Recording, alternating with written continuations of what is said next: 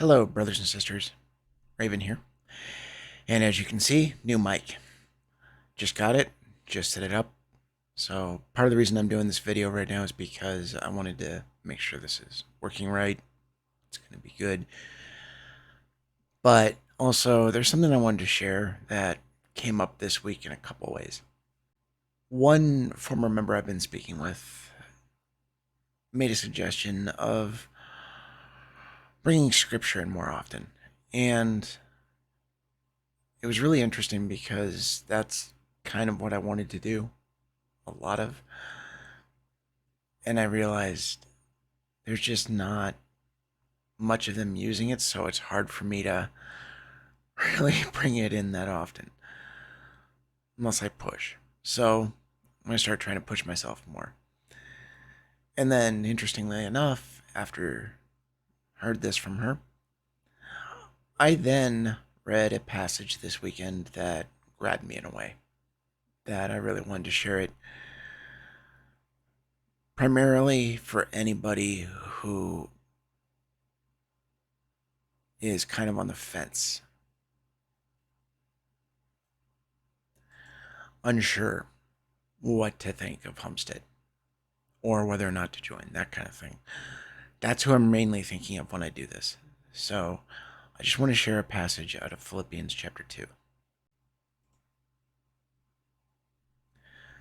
Therefore, my beloved, as you have always obeyed, not as in my presence only, but now much more in my absence, work out your own salvation with fear and trembling, for it is God who works in you both to will and to do for his good pleasure. What grabbed me was particularly one part, but there are really two things I need to talk about. First, there at the end of verse 12, it says, work out your own salvation with fear and trembling. I personally love the way this is put because it's saying work out. Not find, not create, not build, not obtain. Work it out.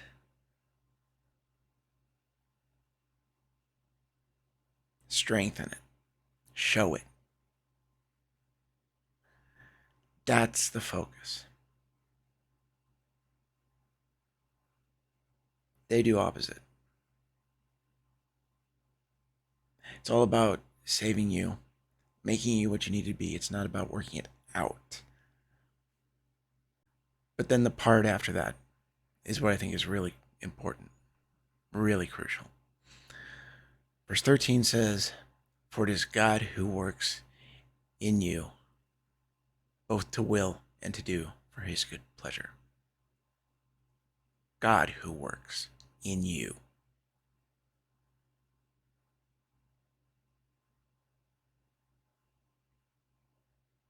Not some leadership, not Homestead Heritage,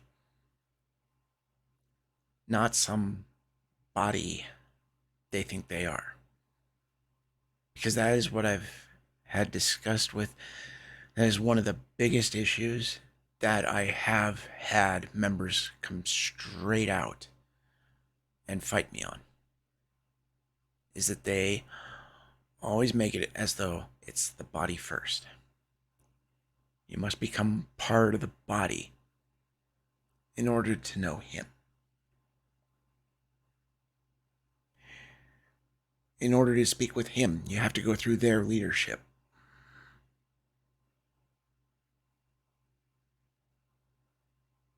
They don't see it as him working in you. It's them working in you and claiming it's to follow him.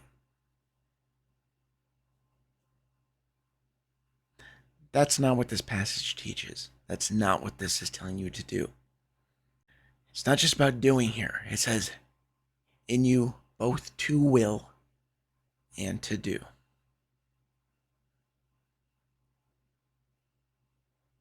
And I like how it says not just his pleasure, but his good pleasure.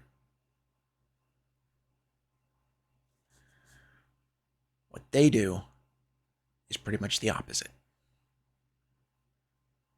He is definitely not changing your will in their way of doing it. They're changing it. What you're doing isn't for his good pleasure, it's for their demands. Think about this. What this is showing is he's working in you to will and do. He's not just making it where you have to do something against your will. No. He's making it where he can help your will go in the right direction. And then it's you making that choice because your will is in the right place. But no, Homestead, they choose it. They decide. And it is no longer your will. It is theirs. It's that body's. It's that one they claim they become. And as I pointed out, that earlier part, work out your own salvation. Note the other crucial word in that. Own. It's yours. Not theirs, not that body's, not the leadership's. Yours. That's what they're ultimately trying to do, is claim it for themselves. So that then you're bowing to them, you're following them, you're reliant on them. Because they have what you need. According to them, you don't get it. God doesn't give it to you. He gives it to them, and then they give it to you. I really pray more. Go to Scripture and see the body is there to support us, help us, work with us. We work together under Him. But He's the one we're following. He's the one we're obeying. He's the one we are supposed to fear. He is our Father. He's the one who truly cares for us and loves us.